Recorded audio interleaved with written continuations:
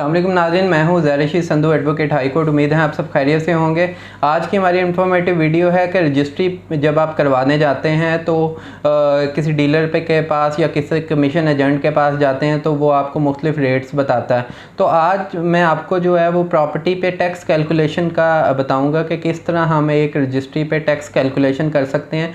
यानी आपको पता होना चाहिए कि आपकी रजिस्ट्री पर टोटल ख़र्चा कितना आएगा, उसके बाद जो मजदूरी इजाफी है वो आप तय करके इस एजेंट को दे सकते हैं और उससे रजिस्ट्री पास करवा सकते हैं। चले यहाँ चलते हैं वीडियो की तरफ। उससे पहले मैं आपको बताता चलूँ कि अगर आपके जहन में कोई क्वेश्चन है तो आप मुझे व्हाट्सअप कर सकते हैं 0307 4834 430 पर।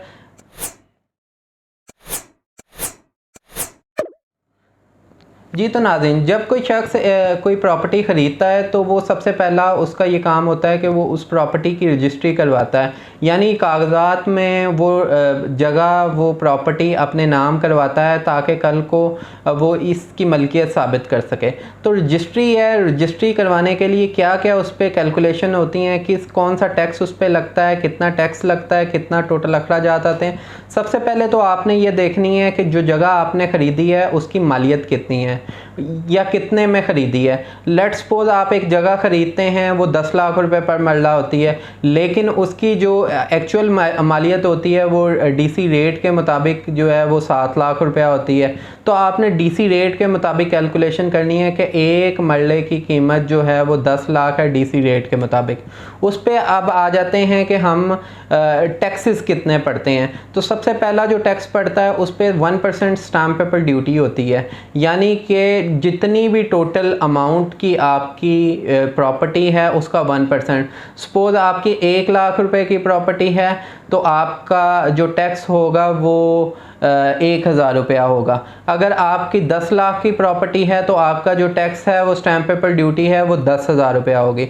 उसके बाद जो आ जाते हैं कि दूसरा टैक्स उस पर होता है कारपोरेशन। अगर तो वो जगह आपकी रेजिडेंशियल है या सकनी है, यानी आपने कोई प्लॉट लिया है रहने के लिए या कोई कमर्शियल लिए है जगह, तो उसकी जो टैक्सेस होते हैं 1% कारपोरेशन ड्यूटी आपने जमा करवानी होती है।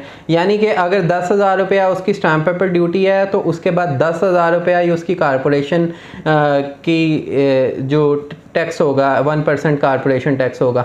उसके बाद आ जाते हैं आपने एक और इम्पॉर्टेंट चीज़ जो है वो मालियत निकालते हुए कि आपने रजिस्ट्री करवानी किस चीज़ की है। अगर तो आपने प्लॉट की रजिस्ट्री करवानी है तो उसके ऊपर मलबे का रेट नहीं पड़ेगा, और अगर आपने रजिस्ट्री करवानी है किसी घर की या किसी शॉप की तो उसका जो पर स्क्वायर फुट के हिसाब से एक अलग रेट होता है, वो भी बीच में मालियत में इंक्लूड करना है। सपोज़ आपकी भी जो जगह की मालियत है वो आपने एक दुकान ली है वो 10 लाख रुपया है, और वो जो है वो पर स्क्वायर फुट आपकी जो 10 स्क्वायर फुट जो है वो जगह है जो बाउंड्री वाल हुई है, तो वो मलबे का 10 स्क्वायर फुट के हिसाब से भी जो पैसे बनेंगे, सपोज़ 1500 रुपया पर स्क्वायर फुट के हिसाब से है, तो वो आपने जो 1500 का जो 10 स्क्वायर फुट हैं यानी कि टोटल 15,000 रुपया, वो आपकी टोटल मालियत 10,15,000 रुपया हो जाएगी।